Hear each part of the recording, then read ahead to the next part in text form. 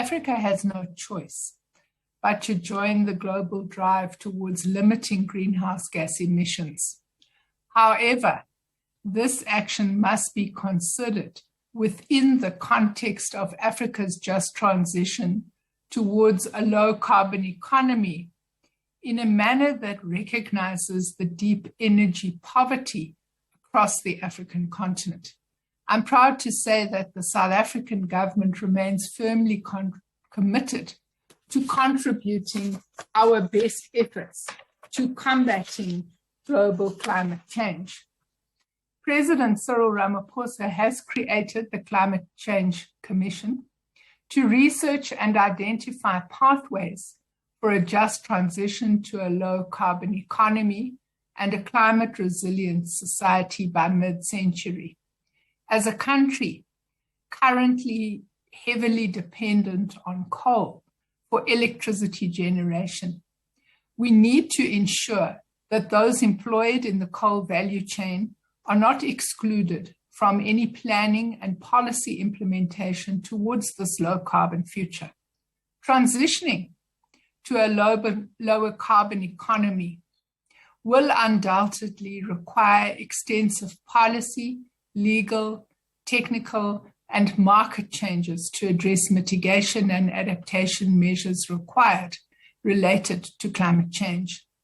In this regard, it is important to note that Eskom, our largest greenhouse gas emitter, has committed in principle to be a net zero emitter by 2050 and has already released calls for proposals to repower and repurpose Komati Power Station in Mpumalanga.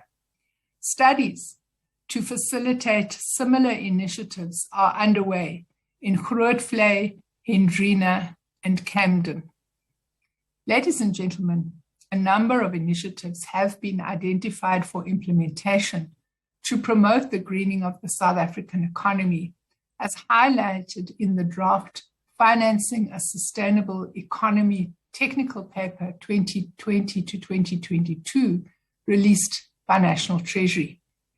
These measures include, first of all, putting a price on carbon via the carbon tax and the publishing of offset regulations to enable a reduction of those taxes through climate positive investments. Secondly, fiscal allocations, which are already being made, such as those for risk mitigation and job creation projects, such as Working for Water and Working on Fire, which directly combat the effects of climate change and help build our resilience to events such as alien invasions and wildfires. Draft regulations for carbon offsetting and incentivizing the sale of vehicles with lower carbon emissions during their operating phases. A key development in this regard was the recent announcement by Toyota SA that their eThekwini plant will begin the assembly of a new hybrid model in the fourth quarter of this year. Investment in the green economy and green technologies provides strategic advantages for our country and our continent. It opens access to new green financing opportunities. There is growing consumer sentiment, and particularly amongst younger consumers, who are demanding more environmentally friendly products and services. Both of these trends could result in many of our exports being at risk, particularly those in the mineral, agricultural, and automotive value chains.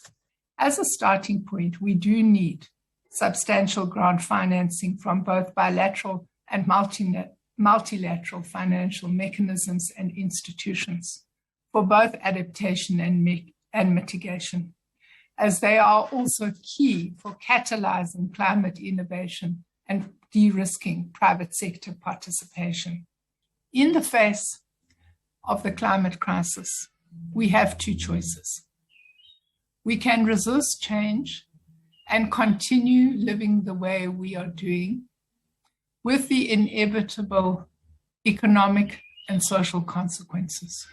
Or we can be brave and pragmatic, and seize the opportunities presented to us as we transition to a low-carbon future.